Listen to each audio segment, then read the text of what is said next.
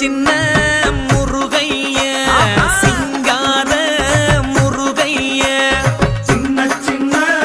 முருகைய சிங்கார முருகைய கொஞ்சி கொஞ்சி தமிழ் பேசும் செந்தில் வடிவேலனவ கொஞ்சி கொஞ்சி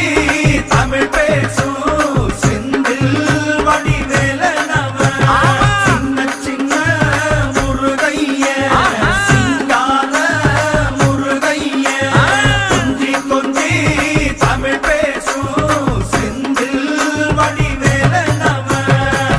சுப்பிரமணிய சாமி என்பார், கார்த்திகேயன் என்பார்,